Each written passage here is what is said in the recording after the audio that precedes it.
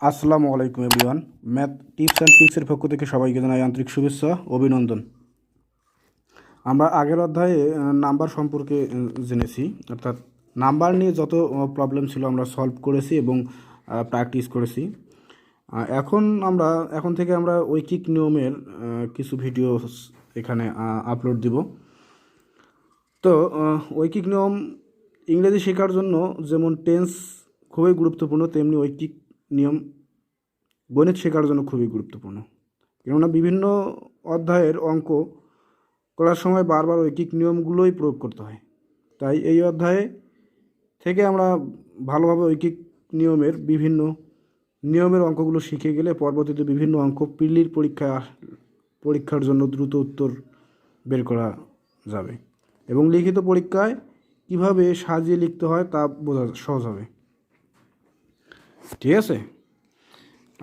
ঐকিক নিয়মের অনেকগুলো আমরা পঞ্চম থেকে অষ্টম শ্রেণী পর্যন্ত বিভিন্ন বইয়ে করে এসেছি। কখন ভাগ করতে হয়, আবার কখন গুণ করতে হয়, এছাড়া ভগ্নাংশের ঐকিক গুলোর ক্ষেত্রে কখন স্বাভাবিক নিয়মে হয় আবার কখনো উল্টে যায়, এগুলোই অনেকের সমস্যা, মানে অনেকেই সংশয় লাগে।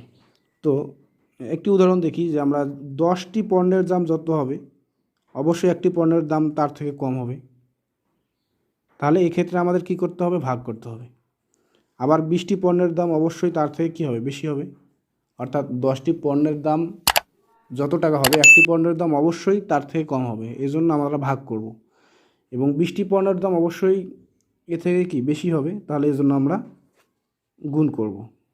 আবার অনেক ক্ষেত্রে শ্রমিক ও কাজের বেলায় এর উল্টোটা হয়, অর্থাৎ শ্রমিকের সংখ্যা কমলে গুণ করতে হয়, আবার শ্রমিকের সংখ্যা বাড়লে ভাগ করতে হয়। কেননা এরকম কেন হয়? শ্রমিকের সংখ্যা কমলে দিনের সংখ্যা বাড়ে, অর্থাৎ যেমন 10 জনের লাগে 50 দিন, তাহলে একজনের জন্য অবশ্যই বেশি দিন লাগবে, এজন্য গুণ করতে হয়। আবার শ্রমিকের সংখ্যা বাড়লে দিনের সংখ্যা কমে, যেমন একটি কাজ সম্পূর্ণ করতে একজনের লাগে 50 দিন, ওই কাজ সম্পূর্ণ করতে 10 জনের অবশ্যই কম দিন লাগবে, এজন্য আমাদের কি করতে হয়? ভাগ করতে হয়। তো এগুলো আমরা কখন ভাগ হবে আর কখন গুণ হবে তার লজিক্যালি ভেবে করতে হবে। ঠিক আছে। আবার অনেক ক্ষেত্রে আমাদের অনেকগুলো অঙ্কে থাকবে সপ্তাহ, মাস, বছর, হালি, ডজন, এগুলো থাকবে। এগুলো কখন ভাঙাতে হবে, কখন না ভাঙিয়ে করতে হবে, এগুলো আমাদের লজিক্যালি ভেবে তারপর করতে হবে।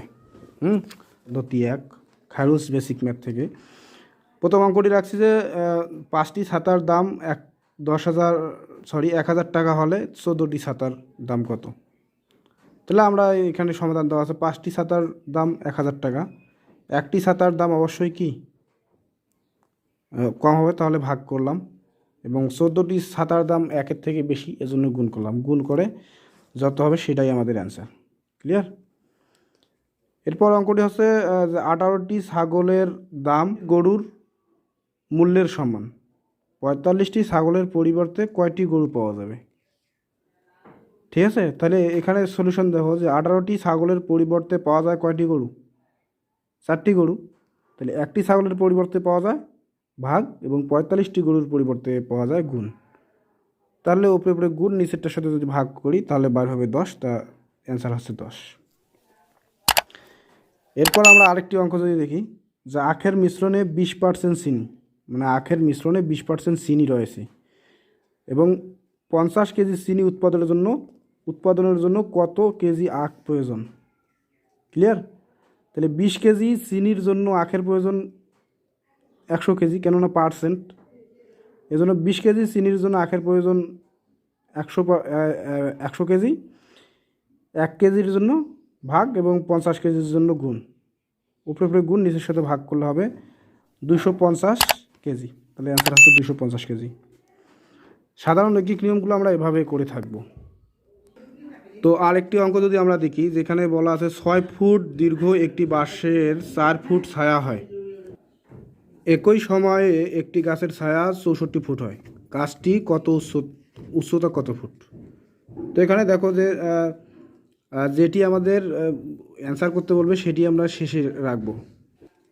এই জন্য 4 ফুট ছায়া হলে গাছের উচ্চতা 6 ফুট, আর 1 ফুট ছায়া হলে গাছের উচ্চতা ভাগ করতে হবে, 1 ফুটের জন্য ভাগ, এবং 64 ফুট ছায়া হলে গাছের উচ্চতা অবশ্যই গুণ, উপরে গুণ এবং নিচেরটার সাথে ভাগ করলে আমাদের হবে 96 ফুট। তাহলে উত্তর হচ্ছে 96 ফুট।